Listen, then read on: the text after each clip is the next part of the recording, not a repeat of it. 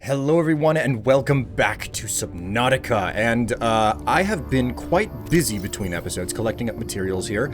Lots of nickel, titanium, crystalline sulfur, plasteel, lithium, kyanite, aerogel, etc.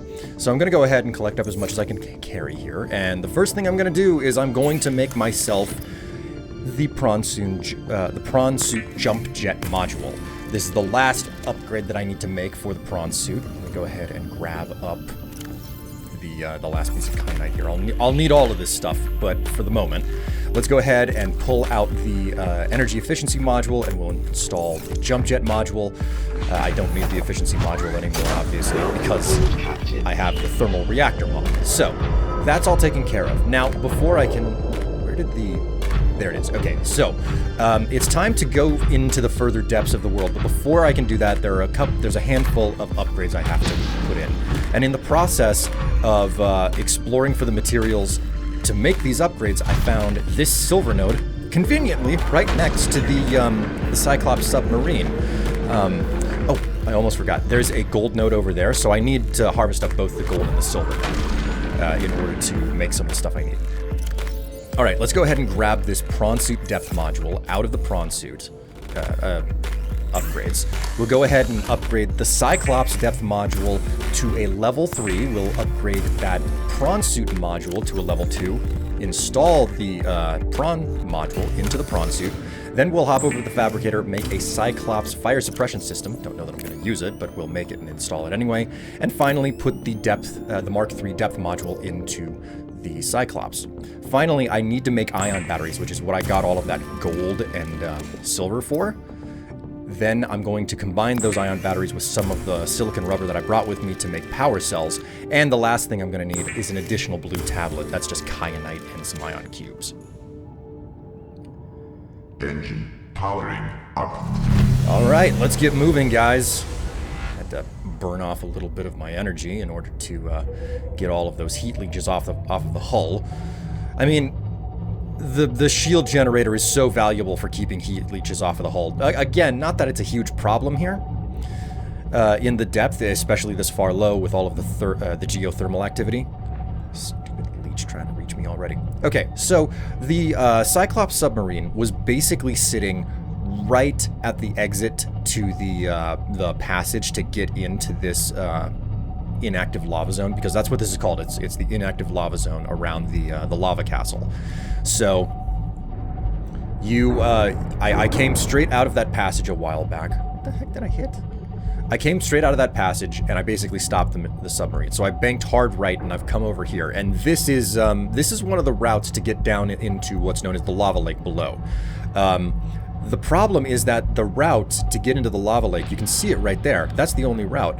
It's very small and very narrow. There's nothing wrong with just taking the prawn suit straight through that little narrow passage and getting to the final the alien facility that you need to get to. But I think that it's a better idea to have the Cyclops with you once you reach the final alien facility. One, because there's food inside of it. Two, you're gonna have to fabricate one or two other things. And personally, three, there's a lot of materials that you need topside in order to... They're materials that you're gonna need topside in order to escape the planet, and I've basically collected all of those materials up, and they're in the hold. They're in the lockers on the lower level of the Cyclops here. So I need to be able to come back into the Cyclops and grab the things out of the lockers whenever the time comes to actually leave. So, I mean, the devs are kind. They don't make you navigate, that huge spaghetti cave system that it takes to get down here. They don't make you navigate the same path twice. But anyways, like I was saying, you come out of that initial hallway to reach this inactive lava zone, then you bank hard right, and then you basically you pass over that crater, and then you follow the wall around. I like to take that route. It's actually the longer route to get to the path to take the Cyclops submarine down. Man, I specifically take this path, which is the longer path, because of the fact that I think that you are less likely to encounter any of those sea dragons. Remember, the sea dragons are responsible for the disease research facility being bashed, falling to the floor, and the bacterial outbreak happening. In a bit of a roundabout way, the sea dragons are the reason why the bacterial outbreak exists on this planet altogether. Which is one way to look at it. It's not entirely accurate. Anyways, so we can see a Reaper Leviathan skeleton right there. It's facing directly towards the hole right over here that I want to get my Cyclops submarine through. Again, like, piloting the Cyclops submarine is a big and awkward process. I'm feeling increasingly lucky that I haven't attracted a sea dragon to my location, because I keep hearing them, screaming or shouting. Ugh, God, it sounds like I'm smashing something so badly whenever just a tiny little fish touches the hull. All right, so here we are. This is the lava lake, or it's the entrance to the lava lake. Oh, geez, that is a dragon. I wanna pitch to the left here. Port side, yes. As many of you pointed out in the comments, believe it or not, what the? Oh my God. I'm lucky that dragon decided to not just arbitrarily destroy me with fireball spell. Anyways, I did notice, guys, that many of you pointed out that port side, P-O-R-T, has the same number of letters as the word left, L-E-F-T.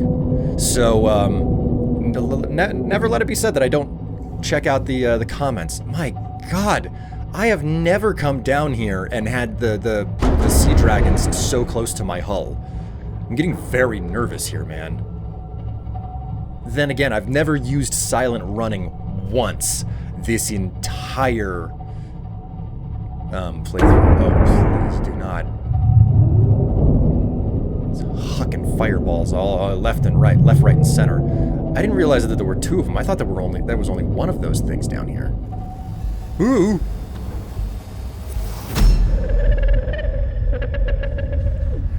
I am what you seek. Want to help you. What a time to have another, what I can only assume is hallucination. It's probably not. Almost for certain it's not. Okay, if I'm lucky, I'm not suffering too many dents and dings to the hull. Okay, so this is the okay, it looks like the dragons are deciding to leave and just, like, not bother me anymore, which is exactly what I want. Okay, so this is what I'm searching for, okay? This spot right here is where I prefer to park the Cyclops submarine, mostly because it puts it right out of the way, kind of nestled into the corner. It gets more than enough heat, and I'm not going to have a situation where the dragons are, they find it and they're like, oh, hey, look at this. I'm going to attack this while you're hanging out inside the facility. Okay. Oh, geez, we got some damage. All right, let's go ahead and fix that. All right, we're all patched up, and we can now begin the endgame.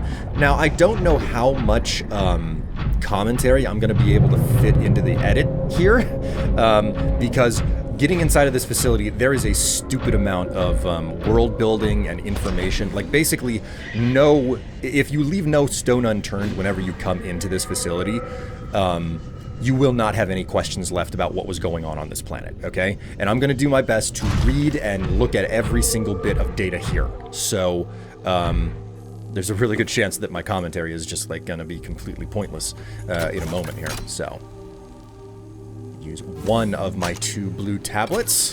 Had to fabricate an extra one before coming in here. That's the whole point. You get a blue tablet, and then you have to fabricate an extra one. All right. Let's see what these aliens were up to, yeah? Jeez, this entrance ramp is very loud. Translating local alien broadcast. Warning, vaccine development program terminated. Emperor egg hatching project terminated. Live specimens terminated. Evacuate immediately. I would if it was a reasonable possibility. All right, let's scan this thing, which is probably the most important device in this entire facility. Ion Cube Fabricator. This device appears to be the origin of the raw mineral that forms the base of the ion cubes which power smaller alien systems. Likely drawing power itself from the main thermal plant, this device may represent an almost limitless source of energy. Wow. So you take the ion cubes off and it turns around and it fabricates brand new ones. Limitless indeed. Jeez. Alright, let's scan some of these artifacts around here, starting with this suspiciously human-looking ancient blade. I wonder. Ancient Earth Blade. An ancient Earth blade dating back to the 13th century. Blood samples on the blade match the DNA of 7 separate heads of state from the period. This evidence supports the theory that the aliens are an ancient spaceborne civilization engaging in the surreptitious study of less developed species. Alien carving. This carving is hundreds of thousands of years old and made of an unrecognized natural fiber, grown on an unknown planet. It bears striking resemblance to the old Earth Yin Yang symbol. 2 competing theories may explain this similarity. 1. Aliens visited Earth prior to 4th century BC and influenced the development of ancient Chinese philosophy. 2. The concept of yin and yang is universal. Since yin and yang describes the fundamental interdependency of seemingly opposite forces, it may be a necessary existential understanding, in some form, in all sufficiently developed civilizations. The tapering of 2 circles, union, into opposed and infinitesimally small points, the fine, is one logical way to represent this understanding, and may have been developed independently by species other than humans. Alien Statue. This artifact is unpowered, suggesting it served a ceremonial rather than practical purpose. The pyramid resembles vines spiraling upwards towards the warm blue stone mounted above it. It may represent a plant found on the aliens' homeworld, a building of religious import, or even the gravitational pull of their home solar system. Holographic Projector. This device contains network apparatus and a holographic projection unit. It was likely used as a communications relay, capturing and projecting the image of the user to a remote location. There do not appear to be any other devices in range. Rudimentary Tablet. This device shares many similarities with the tablets used to access the alien facilities, although its structure is rather less complex. It may have served a similar purpose, granting security access and storing relevant data, and was thus kept here as a form of legacy support. What do we have over here? Oh my. Is this the plumbing network? I suppose that does make a certain amount of sense. An underwater facility would undoubtedly need some sort of plumbing. Did I just see fish in here? An outflow pipe. What on earth? Enzyme host peepers leaving the containment facility. The outflow pipes are filled with peepers traveling back towards the surface. Specimens show no signs of infection. All specimens scanned are carrying enzyme 42, which data suggests inhibit the bacterium. Specimens' stomach cavities are otherwise empty, suggesting that they may have purged the contents before entering the pipes. Assessment.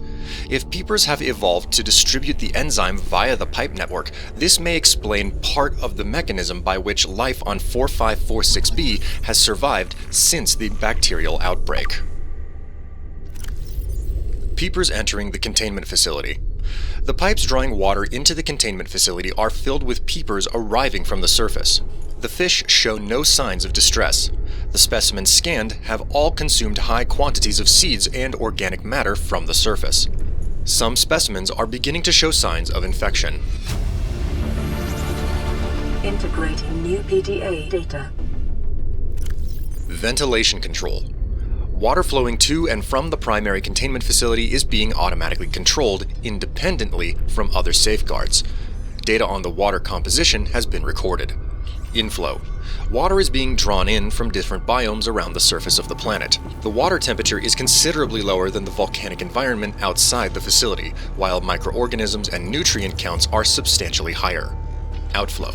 Oxygen-deprived water is being flooded from the system and recycled back to the surface. Translation device. This device stores linguistic data from over 1,000 different languages. The core of the device may allow alien texts to be read and translated. Analysis of the onboard data reveals a number of ancient Earth languages, and the term CHBC Live appears many times in the device's data. Its import is unclear. The device seems to be configured to translate into the designer's language. It will not work the other way around. Nanobots. Scans show some form of advanced nanobot inside this seemingly empty case. These bots are substantially smaller than any developed within the Federation, and it is not possible to ascertain their exact function. It would, however, be unwise to release them. Organic matter particulator. This device contains a highly unstable radioactive isotope, likely to destroy all organisms exposed to it, while leaving physical structures intact. Although it would function perfectly well as a weapon, it was more likely used to sterilize spaces for later inhabitation. Without instructions, it would be unwise to interact with it. Tracking implant.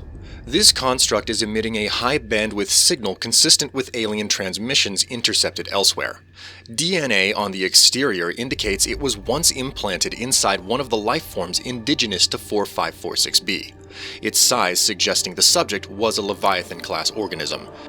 Beyond tracking and broadcasting its location, the implant may also have recorded biological data on the subject. However, this data cannot be retrieved. Alien building block.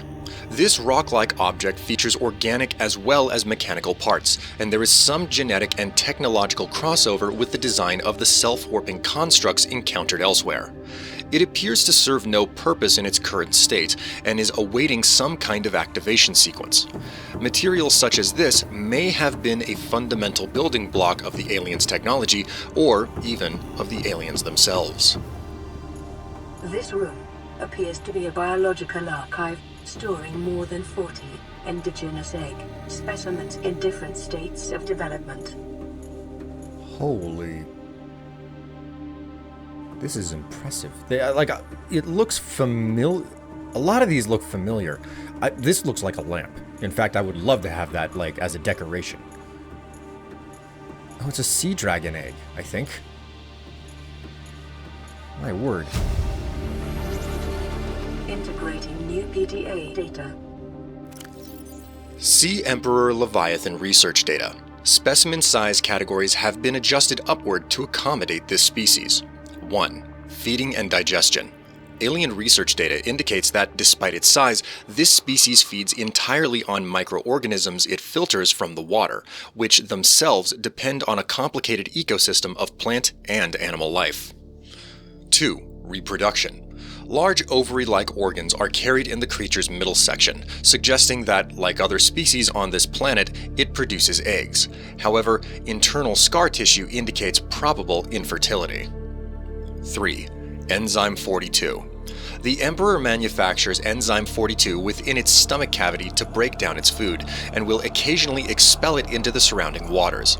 This substance was found to neutralize the effects of the bacterium, and its presence in the ecosystem today would explain how life on this planet survived the outbreak. It would remain to be explained by what mechanism the enzyme is being delivered. 4. Health. Comparative analysis of size and metabolic rates indicate the specimen captured by the researchers was approximately 1,600 years old. Extensive internal and external scar tissue suggests it had lived well in excess of the peak lifespan for its species. Assessment: while a healthy Emperor specimen may have held some potential as a cure, it is unlikely any research subjects survived quarantine procedures.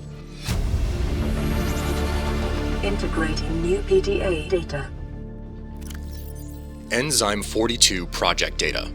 According to translated data logs, an indigenous Leviathan species was found to produce a unique substance referred to as Enzyme 42, which inhibited the symptoms of the carabacterial infection in other indigenous organisms. The specimen was captured and contained in a purpose-built habitat for further study. The alien researchers went to great lengths to provide for the life form's environmental needs, including the import of interdependent flora and fauna via an on-site warp gate. However, its health quickly deteriorated. When quarantine was imposed, all warp gates and force fields were sealed. All attempts to develop the enzyme into a vaccine had been unsuccessful.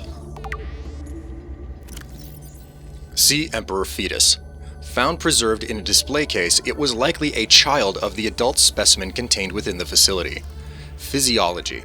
Superficial damage to the specimen indicates it was artificially removed from its egg casing. Stunted tissue development suggests the organism expired during the removal process. Tissue samples have been taken from the digestive tract. Analysis.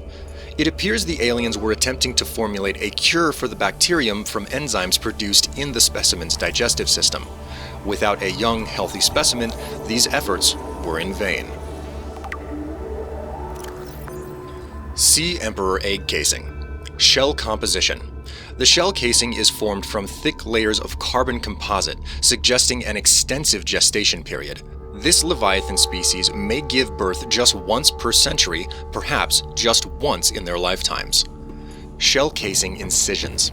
Precise incisions suggest a laser-based tool was used to cut open the egg casing and forcibly remove the fetus inside, prior to full gestation. Analysis. Time pressure to develop a bacterial vaccine may have driven the alien researchers to cut open this egg and remove the fetus for study. It is also possible that, removed from its parent and natural habitat, some vital condition for the infant to naturally hatch was not met. Oh my word, it's another gate. How many of these things are there in this facility? I count four so far. Well, they did say in the logs that they were trying to... They went through a lot of trouble to create a proper habitat for the, what do they call it? The Sea Emperor? So, I suppose there being a whole lot of different gates in this facility makes a certain amount of sense. Alright, before we hop down, I'm going to go ahead and take a bit of a drink. You don't want to be dehydrated in the process of exploring the unknown, especially ancient abandoned alien ruins like this. Not that this place is in ruin, mind you. It's actually really inaccurate to call it a ruin, because it's so clean, thanks to those little worker drones that keep stabbing me in my toes. Okay, well this looks like the end of the facility. Not much past it, although I think I see another warp gate on the other side there.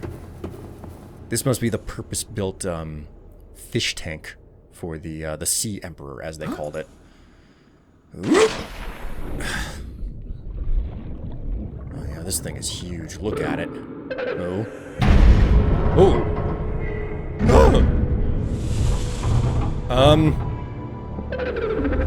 Are you here to play? Others came here once. They built these walls. They played alone. They bored me. Now they're gone. And instead, we have you. We are curious whether you swim with the current or fight against it as they did. Oh my word. It's the biggest Leviathan I've seen. Bigger than dragons, bigger than reapers, bigger than ghost Leviathans. Not as big as the skeletons I saw, though. The skeletons are definitely dead. My word. Oh, one big fish tank. Environment scans indicate the water here is rich with a rare, plankton-like life form which depends on the organic detritus produced by the ecosystem around it. So, there's special fish food in the special-built fish tank that the aliens, constructed specifically for this creature. What the heck is going on with this? Incubator. Well... Hatching enzymes. The Emperor specimen's eggs are attached to some form of incubator. In a normal life cycle, it seems likely that the sea emperors would have buried their eggs in shallower waters where different organic materials in the soil would have triggered a hatching response. The incubator suggests the aliens had resorted to developing artificial hatching enzymes which would simulate the egg's natural hatching environment, but were unable to discover the formula. With extensive information on the sea emperors themselves, it may still be possible to fabricate an artificial hatching enzyme using indigenous ingredients. However, the only surviving source of that information may be the sea emperor itself. It always takes this so violently. Ooh. My young need to hatch, to play outside this place. We have been here so long. The others built a passage to reach the world outside. I asked them for this freedom, but they could not hear me. If you help us, I will give you freely what the others tried in vain to take. Oh? I'm just saying right now, our discussions seem to be very one-sided. I'm not saying much to you. Am I missing something? Were you going to, Huh?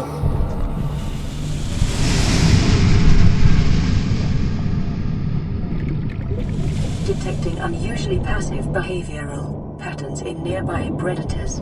Reason unknown. Can't imagine. I'm scared senseless when something 18 times your size open its maw like that. Aquarium arch. I mean, there's not much question about what this thing is. Aquarium arch. Scans indicate this arch was left inactive when the facility was abandoned. It likely served as an access point to the surface of the planet. It is much too small for the Emperor to pass through, but would accommodate smaller life forms. Yeah, go ahead, take it. That was easy. With the passage you have opened, my young can leave this place.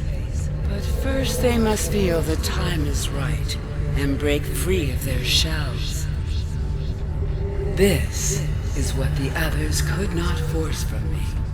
To you, I give the secret willingly. New blueprint acquired. Alright, so I now have the hatching enzyme, which means I need to run around the facility and use all of the gates to run out and grab a bunch of different plant samples in order to fabricate or create the hatching enzyme. There's also an extra plant in this tank here I'll have to find.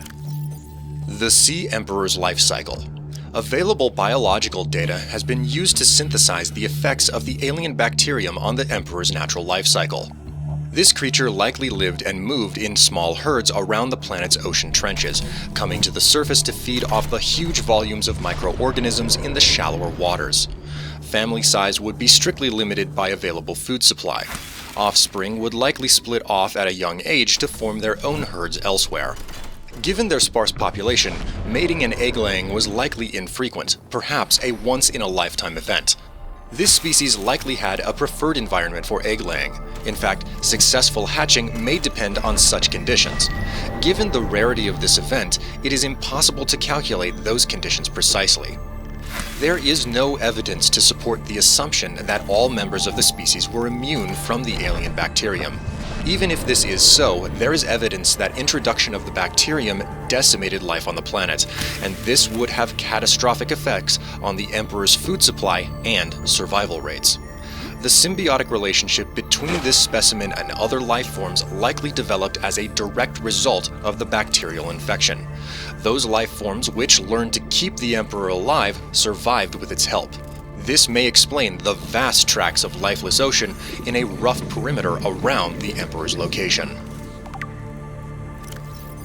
CCrown. This plant consists primarily of a large bladder-like sac containing a huge variety of bacterial species, which may enable it to break down complex compounds it draws in from the root system. Shares large sections of genetic code with the membrane tree. Environment scans indicate this plant is rare to the point of extinction. Alright, so I've got the hatching enzyme now, and Oh, I never scanned the eggs. Okay, get one last bit of information here. The Sea Emperor's eggs. 1. Shell. Uncommonly strong shell lining. Organic growth on the exterior suggests these eggs may be hundreds or thousands of years old. 2.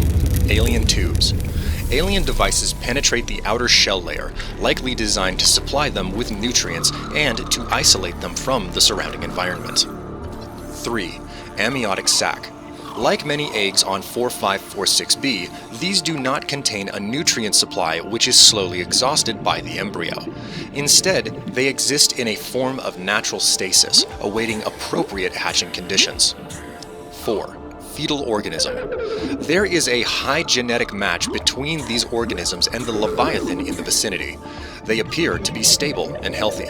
It is likely that ideal hatching conditions for the eggs vary considerably from ideal survival conditions for the parent. Wow. A natural process that was waiting 1,000 years to trigger. What a sight. My young are swimming for the shallows. I thank you. Their freedom is my end. What will it be like, I wonder, to go to sleep and never wake up? Perhaps next we meet, I will be an ocean current, carrying seeds to a new land, or a creature so small it sees the gaps between the grains of sand. Farewell, friend. Well, that's kind of sad. Being intelligent enough to know that after you reproduce, you just kind of stop. Concentrated enzyme 42. I've been looking for you for so long. Okay. Nothing like a bit of digestive juice. Oh, God, it's sticky. Ugh, get off me. Oh, it's spreading. Ooh.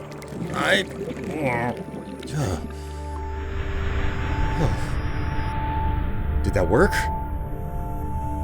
Well, I know one way to find out. Self-scan complete. Vital signs normal.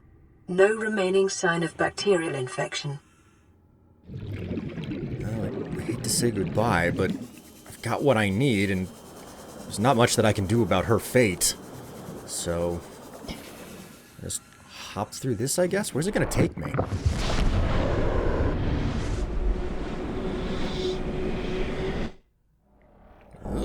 Ugh. Oh look, the juveniles are still here. Hopefully they don't get eaten by the Reaper Leviathan that's not too far away. Now that I think about it, where am I? No way. This looks familiar. I think that this is the quarantine enforcement platform. This must be the enormous moon pool. Yep, that's exactly what this is. That means if I hop upstairs. Alright, let's give this another shot. Oh, not again. You're not gonna get me this time. Looking rather tense. Oh, stupid device. Jeez. Ooh. Whoa. Well, this is a good sign.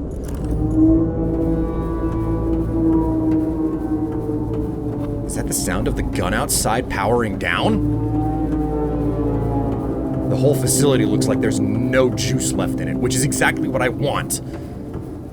Alright, well, all I have left now is a long, long swim back to my base. Alright, finally. Welcome aboard, Captain. Thank you, AI. Guys, I have just finished collecting up all of the materials out of the Cyclops, and getting things back here. Now, my last step is to create one final computer chip. Took me a long time to get to collect everything together. But also, I got this radio message when I was in the Lost River. Oh, wow. That must have been warpers communicating with each other whenever I was getting closer to the the answer. All right, let me unload some batteries and charge them up before we do anything else. Okay, so here we go. These are all of the supplies that I need in order to build the escape rocket, in addition to this computer chip and the extra crystal sulfur. So, a bunch of lead, sulfur, titanium, copper, plasteel, you know, nickel, shield generator, and ion batteries. I pulled the Cyclops shield generator out of the Cyclops in the process of coming back. Almost to the surface. Here we go. Oh, one of the big problems with having a sea base that's as low as it is. It takes forever to reach the water surface when you need to build something. All right, this should be the last time that I'm going to need to use the mobile vehicle bay. We'll make the launch platform, which is lead ingots and a computer chip, and it's gonna take forever to fabricate. I haven't taken an opportunity to just look at the moons up there. Or are those moons? Am I on a planet or am I on a moon? I know that this is planet 4546b, but I don't know if those are the celestial bodies orbiting this planet or the other way around. Anytime now. Please finish fabricating. This is the most annoying part.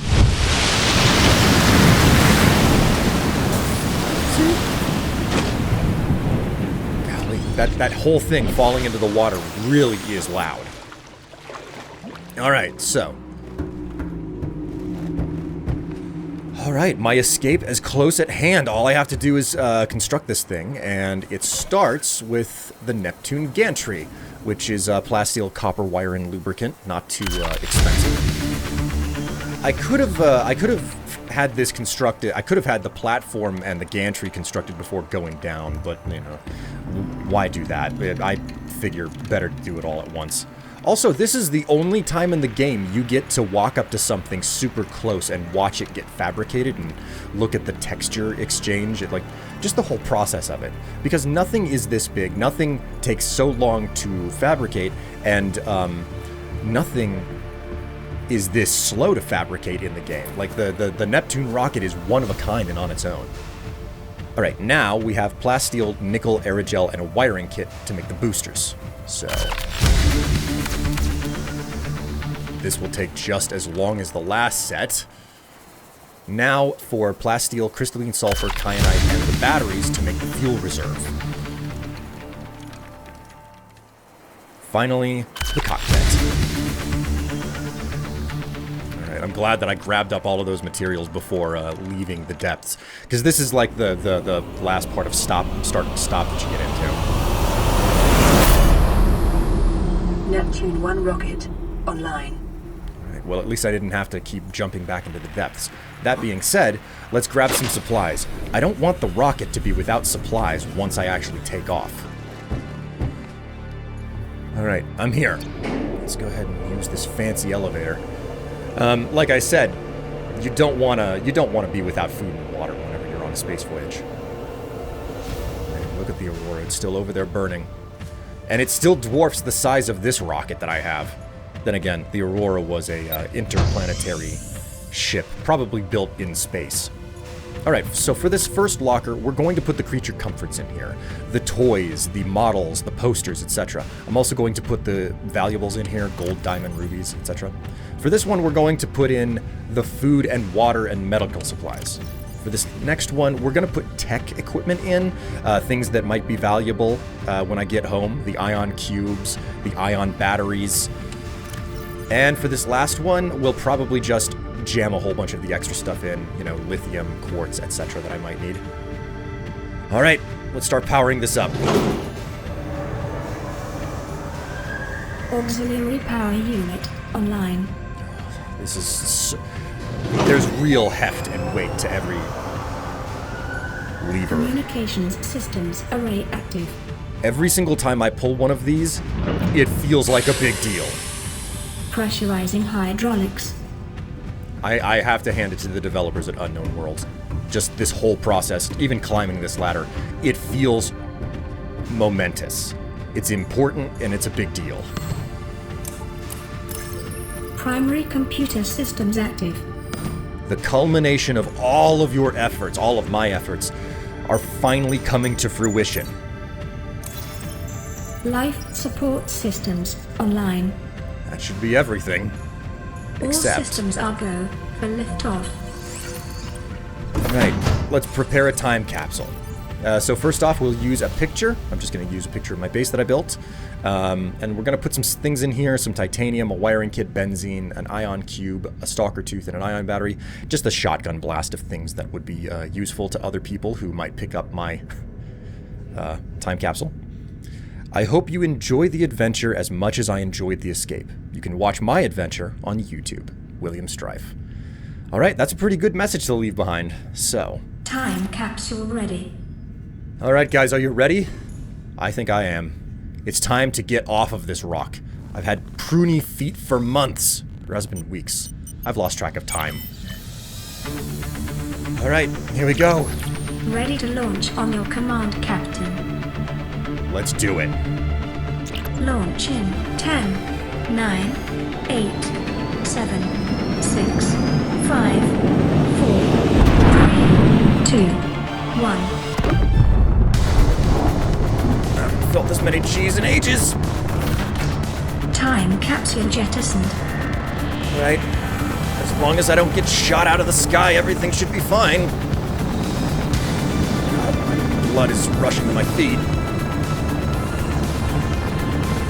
Oh, it's space. Caution. Approaching orbital debris field. No. Not again. Oh, no head trauma. Orbital debris field clear. Performing gravity turn maneuver. Oh, it's beautiful. I got off the planet. I can't believe it. It worked. Confirm destination coordinates. Nearest interstellar phase gate. All right. Engaging ion boosters in 3, 2, 1. Thanks for watching, everyone. I'm William Strife, and I hope you enjoyed the journey. I'll see you in another series, another time.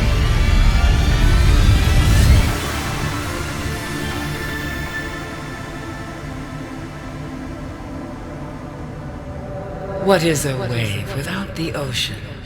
A beginning without an end. They are different, but they go together. Now you go among the stars, and I fall among the sand. We are different, but we go together.